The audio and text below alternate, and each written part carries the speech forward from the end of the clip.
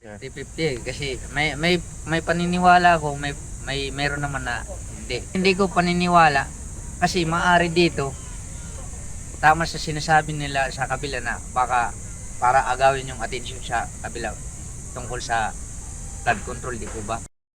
Ito naman panalag nila para yung sa hindi naman panalag nila para hindi maano yung dito kay Vice Fishmet. Sara Duterte. Totoo yun. Para sa akin totoo yun kasi halata naman. Opo.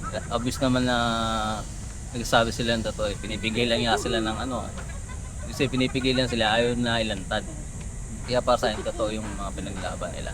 Ang hirap kasing paniwalaan yung nangyayari sa Senado eh. Opo. Parang ang dami nang nangyayari na hindi lang Pilipino, hindi ko na rin maintindihan kung ano pa bang tama o nagsasabi pa ba sila ng tama o totoo.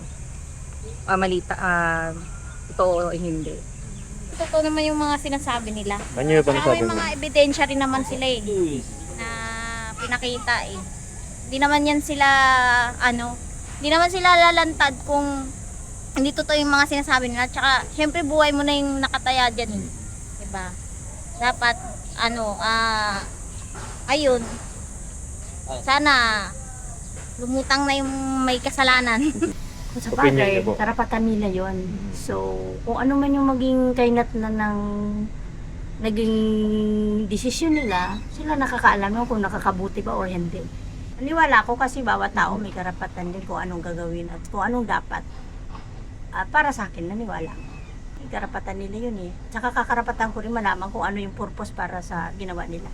Hindi kasi paiba-iba ng Oo. salaysay. Para sa opinion ko lang yun Hindi ako naniwala. Kasi walang matibay na ebidensya kung sino-sino lang tinuturo.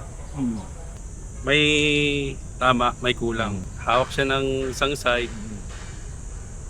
Then yung feeling ko, safe yung sa panig ng may hawak sa kanya. Pero totoo naman feeling ko sinasabi niya, pero may kulang na.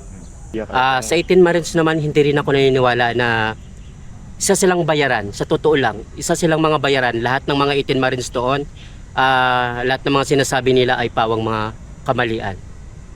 Hindi totoo yung mga sinasabi nila. Mga bayaran sila.